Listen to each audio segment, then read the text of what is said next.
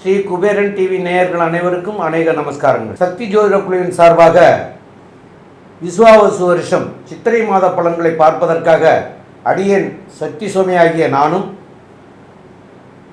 Astro K Iyengar அவர்களும் doctor Harihara Sharma ஐயா அவர்களும் வந்திருக்கின்றோம். அனைவருக்கும் ஹரிஹர சர்மாவின் பணிவான நமஸ்காரங்கள்.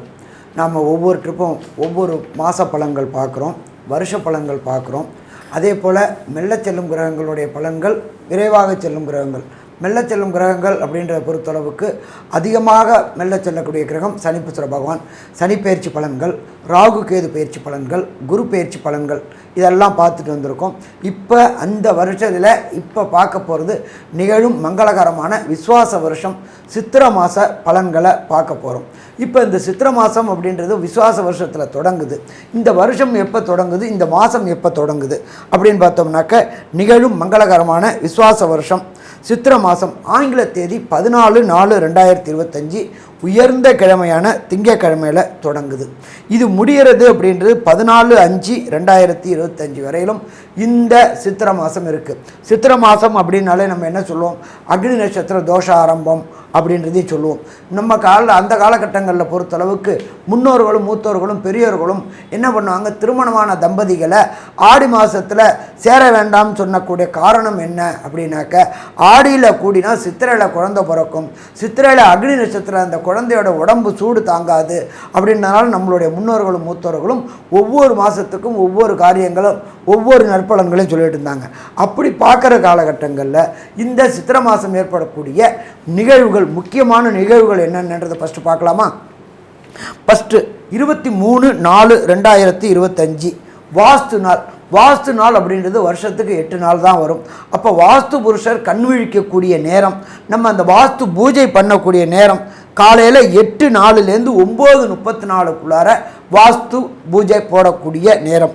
சரி, அதுக்கு அடுத்தது என்ன அப்படின்னு பார்த்தோம்னாக்க 25/4/2025 திருவண்ணாமலையில் ஸ்ரீ ரமண மகரிஷி பிறந்த 75வது ஆராதனை தினம் அந்த 25/4 கொண்டாடப்படுது. சரி, அதுக்கு அடுத்தது பார்த்தோம் அப்படின்னு சொன்னாக்க 27/4/2025 சித்திரை மாதம் வரக்கூடிய அமாவாசை தினம். அதுக்கு அடுத்தது பார்த்தோம் அப்படின்னாக்க 30/4/2025 நம்ம எல்லாருமே, அதாவது நம்ம கொண்டாடுறோமோ இல்லையோ நகைக்கடைக்காரங்க கண்டிப்பாக அதை கொண்டாடுவாங்க. அது என்ன அப்படின்னாக்க அக்ஷய திருதியை. சூரியனும் சந்திரனும் சம உச்ச காலகட்டங்களில் வர்றதுக்கு அக்ஷய திருதியை. இந்த அக்ஷய திருதியை பற்றி நாங்கள் தனியாக ஒரு வீடியோ போடுறோம். இப்போ அந்த அக்ஷய திருதியை வரக்கூடிய காலகட்டங்கள் 30/4/2025. பொன்னாப்டாலும் புதன் ஆப்பிடாது அப்படிம்பாங்க. அப்படியேற்பட்ட புதந்தமான புதன்கிழமையில் வருது அக்ஷய திருதியை. அதுக்கு அடுத்தது பார்த்தோம்னாக்க 4/5/2025 எப்பொழுதுமே பார்த்தோம்னாக்க சூரியன் பரம உச்சத்தில் வர்றது மேஷத்தில். அந்த பரம உச்சத்தில் வர்றது தான் அக்னி நட்சத்திர தோஷ ஆரம்பம். இந்த அக்னி நட்சத்திர தோஷ ஆரம்பத்தில் எந்த விதமான சுப காரியங்களும் நம்மளுடைய சார்ந்தவங்க கொண்டாட மாட்டாங்க. இந்த அக்னி நட்சத்திரம் 4-21 வரலும் இருக்குது. அது வைகாசியில் வந்துடுது. அப்போ அக்னி நட்சத்திர தோஷ ஆரம்பம். சரி, அதுக்கு அடுத்தது பார்த்தோம் அப்படின்னாக்க 12/5/2025 திங்கக்கிழமை. எல்லா பௌர்ணமிக்கும் ஒவ்வொரு விசேஷ தினங்கள் உண்டு. இந்த சித்திரை மாதம் வரக்கூடிய பௌர்ணமிக்கு பேர் சித்ரா பௌர்ணமி அப்படின்னு பேர். அதை தவிர இந்த காலகட்டங்களில் மதுரையில் கள்ளழகர் ஆற்றில் இறங்கக்கூடிய காலகட்டம். வரலாறு புகழ்பெற்றது, உலக புகழ்பெற்ற மதுரையில் உள்ள கள்ளழகர் ஆற்றில் இறங்கக்கூடிய நாள் அந்த 12/5/2025 திங்கக்கிழமை. சரி, இதுக்கு அடுத்தது இந்த விஸ்வாச வருஷம் சித்திரை மாதம் பிறக்கக்கூடிய நாட்களில் என்னென்ன கிரகங்கள் எந்தெந்த இடத்துல இருக்குது அப்படின்றத பார்ப்போம். காலபுருஷ தத்துவத்தின்படி மேஷத்தில் சூரிய பகவானும், அதுக்கு அடுத்தது காலபுருஷ தத்துவத்தின்படி 2ஆம் இடமான ரிஷபத்தில் குரு பகவானும், 4ஆம் இடமான கர்க்கடகத்தில் செவ்வாய் பகவானும், மற்றும் 6ஆம் இடமான கன்னியில் கேது பகவானும், மற்றும் கும்பத்தில் சனி பகவானும், புத பகவான், சுக்கிர பகவான், ராகு பகவான் மீனத்திலையும் இருக்கக்கூடிய காலகட்டங்களில் இந்திர சித்திரை மாதம் பிறக்குது. இந்த சித்திரை மாதத்தில் விசேஷங்கள் அப்படின்றது சொன்னோம். இதில் இந்த காலகட்டங்களில் 2 மெல்ல செல்லும் கிரக பயிற்சிகள் இருக்குது. அந்த 2 கிரகங்கள், ஒன்று ராகு, இன்னொன்று கேது, அடுத்தது குரு பயிற்சி. இதை பற்றி நம்மளுடைய அஸ்ட்ரோ KS ஐயங்கார் அவங்க விரிவாகவும் விளக்கமாகவும் சொல்லுவாங்க. ஐயா, அற்புதமாக சொன்னீங்க. அதாவது விஸ்வாவசு வருஷத்தின் முதல் மாதமான சித்திரை மாதத்தில் பார்த்தீர்களேயானால் வரக்கூடிய கிரகச்சாரங்களில் மிக முக்கியமான கிரகச்சாரம் அப்படின்னு கிரக கோள் சாரம் அப்படின்னு சொல்லக்கூடியது வந்து ராகு கேத்துவின் பெயர்ச்சி 26/4/2025 வருது. இது வந்து ஒரு பெரிய மாற்றத்தை ஏற்படுத்தக்கூடிய நிகழ்வு. ஏன்னா ராகு கேத்துன்றது வந்து 1.5 வருஷத்துக்கு ஒரு தரம் ஒரு ராசியிலிருந்து அடுத்த ராசியில் மாறக்கூடியது.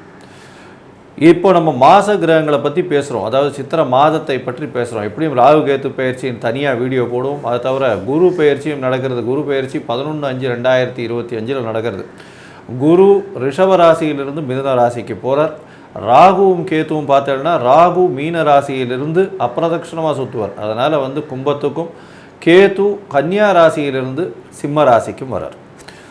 இந்த மாதம் சித்திரை மாதத்தில் இருக்கக்கூடிய மாத கிரகங்களில் என்ன விசேஷம் அப்படின்னு பார்த்தோம்னா சுக்கிரன் வக்கர கதியில் இருக்கக்கூடிய சுக்கிரன் 4 நாட்கள் மட்டுமே இந்த மாதம் பிறந்ததுலேருந்து வக்கரத்தில் இருக்கார். அதுக்கப்புறம் வந்து சுக்கிரன் உச்சம் பெற்று போய் இருக்கார். இதற்கு மேலே பரிவர்த்தனை யோகமும் வருது. குருவும் சுக்கிரனும் இந்த மாதம் மொத்தம் பரிவர்த்தனை யோகத்தில் இருக்கக்கூடியது பெரிய விசேஷம். ஏன்னா 11ஆம் தேதி 11/5 தான் மாறுறார். அதனால் மாத கடைசி சித்திரை மாத கடைசியில் தான் குரு பெயர்ச்சி வருது. அது வரலும் வந்து பரிவர்த்தனை யோகத்தில் ஆட்சி பெற்றதற்கு சமமாக குருவும் சுக்கிரனும் அவரவர்கள் வீட்டில் ஆட்சி பெற்றதற்கு சமமாக இருக்கக்கூடிய காலகட்டம். இதில் வந்து சுக்கிரன் வந்து உச்சம் பெற்று போயிருக்கார், வக்கர நிவர்த்தியும் அடைகிறார். பெரிய விசேஷம். அடுத்தது பார்த்தீங்கன்னா புதன் வந்து இந்த மாதம் மொத்தமே பார்த்தீங்கன்னா ஒரு 15 தேதி வரலும், இந்த மாதத்தினுடைய 15 தேதி வரலும், அதாவது 30/4/2025 வரலும் பார்த்தீங்கன்னா புதன் மீன ராசியில் நீச்சப்படுறார். என்ன சார் இது நீச்சப்படுறாரே புதன்னா, நீச்ச பங்கம் அடைஞ்சு ராஜயோகத்தை கொடுக்கக்கூடிய காலகட்டமாக இந்த சித்திரை மாதம் அமையிறது. எல்லா ராசிக்காரர்களுக்கும் பெரிய ஏற்றத்தை கொடுப்பார். கல்விக்கு அப்படின்னு சொல்லிங்கன்னாலே புதனை எடுக்காமல் இருக்கவே முடியாது. எந்த ஒரு நுண்ணறிவு சம்பந்தப்பட்ட எந்த ஒரு என்ன சொல்கிறது ஒரு விஷயங்களை எடுத்து நுண்ணறிவு செய்து பார்க்கணும் அப்படின்னாலே அதுக்கு புதனுடைய இது வேணும். புதன் இப்போ நீச்சப்பட்டிருந்தாலும் நீச்ச பங்கம் அடைகிறதுனால மிகப்பெரிய ராஜயோகத்தை கொடுக்கக்கூடிய வல்லமையில் இந்த மாதத்தில் இருக்கார். சரி, அதற்கடுத்து உண்டான இன்னொரு கிரகம் பார்த்தேனால் சூரியன் உச்சம் பெற்று போயிருக்கார். இந்த மாதம் வந்து சித்திரை மாதம் எப்போவுமே மேஷத்தில் சூரியன் உச்சம் பெற்று போயிருக்கார். செவ்வாய், சூரியனுக்கு வீடு கொடுத்த செவ்வாய், அதாவது மேஷத்தினுடைய அதிபதியான செவ்வாய் பார்த்தோம்னா இந்த மாதம் மொத்தம் நீச்சப்பட்டு போயிருக்கார். இது வந்து இந்த மாதத்தினுடைய கோள் சாரத்தினுடைய முக்கியமான நிகழ்வுகள். ஏன்னா புதன் நீச்ச பங்கம் அடைகிறார், சுக்கிரன் உச்சம் பெற்று போயிருக்கார், பரிவர்த்தனை யோகம் அடைஞ்சிருக்கார். அது தவிர செவ்வாய் நீச்சம் பெற்று போயிருக்கார். செவ்வாய் வீட்டில் இருக்கக்கூடிய சூரியன் உச்சம் பெற்று போயிருக்கார். இதெல்லாம் வச்சு இந்த மாதத்தில் வரக்கூடிய மாற்றங்கள் ஒரு ராசிக்கும் எந்த அளவுக்கு ஏற்றத்தை கொடுக்கும், எந்த அளவு ஏமாற்றத்தை கொடுக்கும் அப்படின்றத மேஷம் முதல் மீனம் வரை ஒன்றொன்றாக இப்போ பார்க்கலாம். கும்பராசி நேயர்கள், அதாவது அவிட்ட நட்சத்திரம் 3-4 பாதங்களும், சதய நட்சத்திரம் 1, 2, 3, 4 பாதங்களும், பூரட்டாதி நட்சத்திரத்தில் 1, 2, 3 பாதங்களும் ஆகிய 9 பாதம் கொண்டவர்கள் வந்து கும்பராசிக்காரர்கள். கும்பராசியினுடைய அதிபதி அப்படின்னு சொல்லக்கூடியவர் வந்து சனி பகவான்.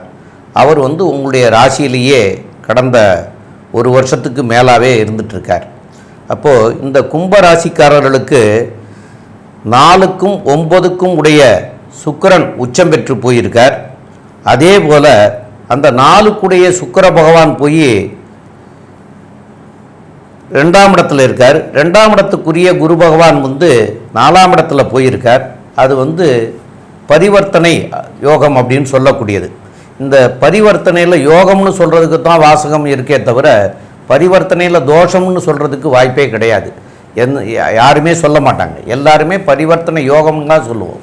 அப்போ அந்த பரிவர்த்தனை யோகம் பெற்று 4ஆம் இடத்து அதிபதியும் 2ஆம் இடத்து அதிபதியும் இருக்கிற காரணத்தினால் பணத்துக்கு வந்து பஞ்சமே இருக்காது. பணம் வந்து உங்களுக்கு தேவையான அளவுக்கு பணம் கிடச்சிட்டே இருக்கும்.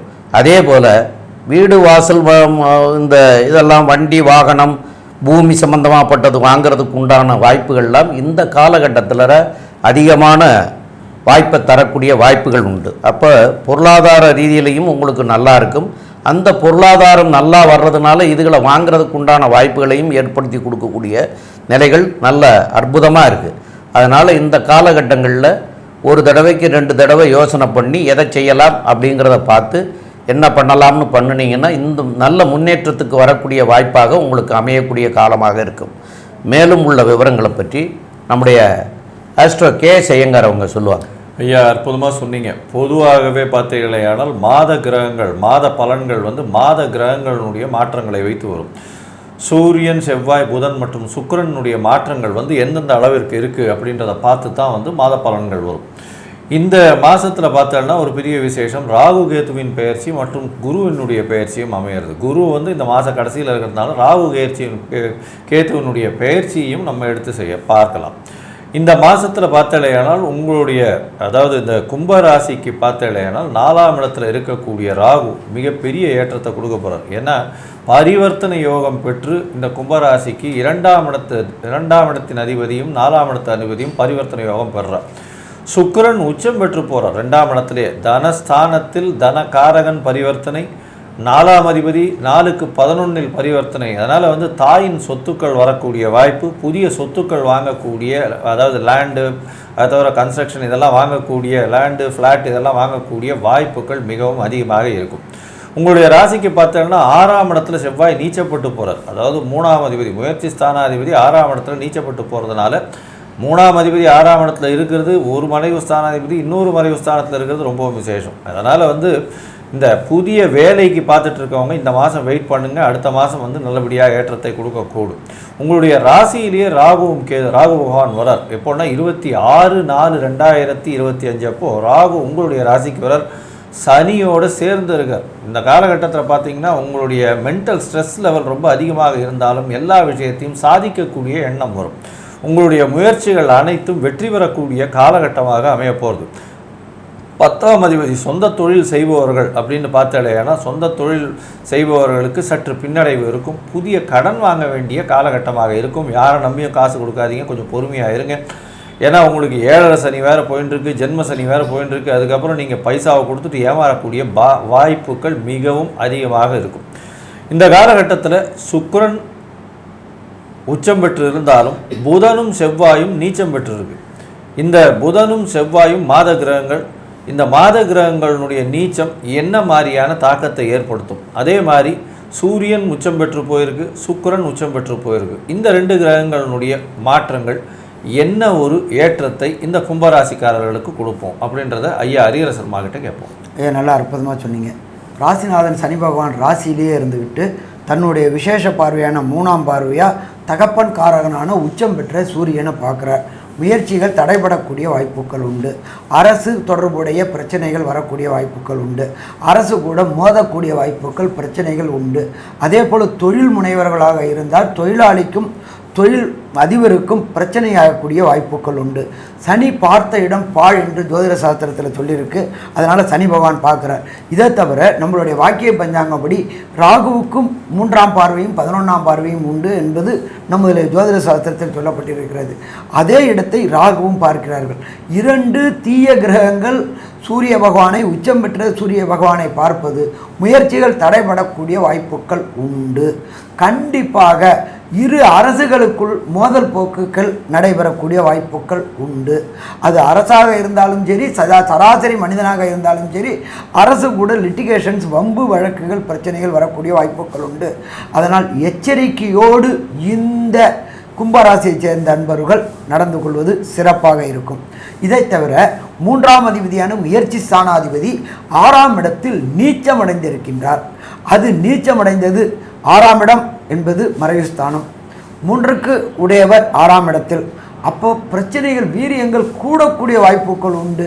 வம்பு வழக்குகள் கூடக்கூடிய வாய்ப்புகள் உண்டு. உடல்நிலையில் மாற்றங்கள் வரக்கூடிய வாய்ப்புகள் உண்டு. 7ஆம் அதிபதியான சூரிய பகவானை 3ஆம் இடத்தில் உச்சம் பெற்று இருக்கிறவரை சனி பகவானும் ராகு பகவானும் பார்க்கும்பொழுது கணவன் மனைவி ஒற்றுமை நிலைகுலையக்கூடிய வாய்ப்புகள் உண்டு. ஒரு சில சமயங்களில் இந்த சித்திரை மாதத்தில் சூரிய பகவான் உச்சமாக இருப்பதனால் டைவர்ஸ் வரலும் போகக்கூடிய வாய்ப்புகள் உண்டு. வாய் தடித்து பேசக்கூடிய வாய்ப்புகள் உண்டு.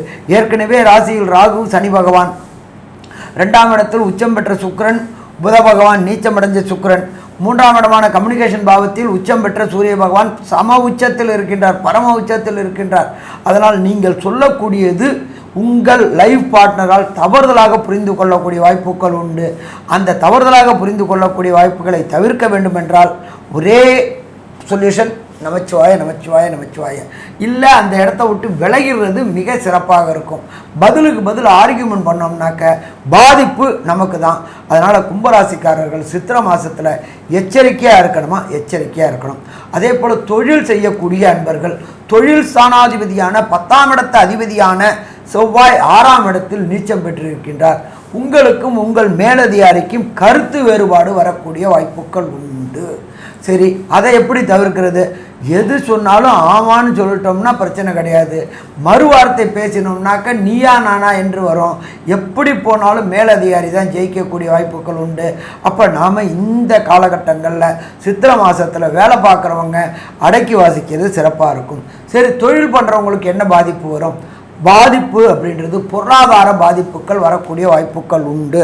என்ன ஒன்று ஒரு ஆறுதல் அப்படின்னாக்க, பிரகஸ்பதியான குரு பகவான் கடைசி 28 நாளும் அவர் உங்களுடைய 10ஆம் இடத்தை பார்க்குறாரு. அதனால் பொருளாதாரத்தில் சின்ன சின்ன முடக்கங்களை கொடுப்பாரு. ஆனாலும் தப்பிக்க வச்சுருவார். இருந்தாலும் தொழில் முனைவர்களை பொறுத்தளவுக்கு வரக்கூடிய கஸ்டமர்கிட்ட அன்போடு பேசி என்ன வேணுமோ அதை அன்போடு செஞ்சுட்டு இருந்தோம்னா பிரச்சனை இல்லை.